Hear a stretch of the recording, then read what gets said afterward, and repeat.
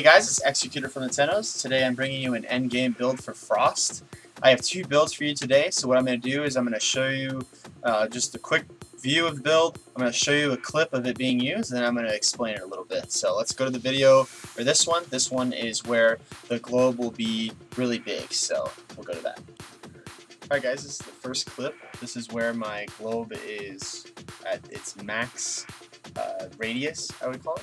And so I have max stretch and overextended it. The reason is pretty obvious. It's a huge map, but the biggest reason is that I'm fighting against Grenier at the moment, so there's going to be bombards shooting the globe. And for those of you who don't know, when it explodes on the outside of a globe, it also hurts things on the inside.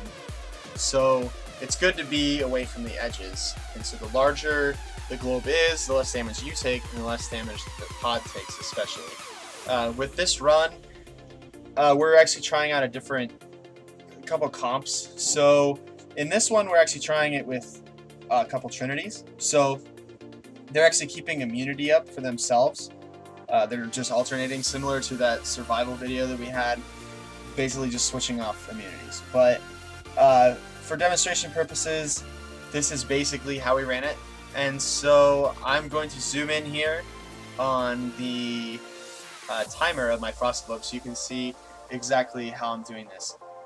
So what you can see here is I'm basically casting it it's pretty close to like basically 3.5 seconds every single time. And so yeah, sure, that might get a little tedious, but honestly it's the safest way to do it, because you can't be certain that extra health is going to be able to absorb damage, especially when they get higher and higher, because I believe we ran this run to upwards of like 160 waves, and we ended up, they ended up being like 2,000 or 3,000 level enemies, and so that kind of damage, they can kill so many globes so fast, so it's really important to just completely rely on the immunity. So alright guys, so the build for that run that I just used is this one. Like I said, it involves overextended and stretch. The biggest important thing is the fleeting expertise, and that's because it lowers the duration. As you can see, I'm not using any duration mods. That's because, as it is now, you want to play off the immunity duration. And so the immunity duration isn't affected by duration mods. It's 4 seconds regardless of anything. And so all that extra time where the globe is up is useless to you. All it really does is add to lag and visibility outside of your globe. You can see from that clip I had good visibility for the amount of globes I was putting up, so that's a very good thing. So you're going to want it to be a low duration, so those extra globes fall off, and you can try to keep it to just the immune globe. I have all 4 powers. That's not really needed. It's just I don't really have anything else to put in.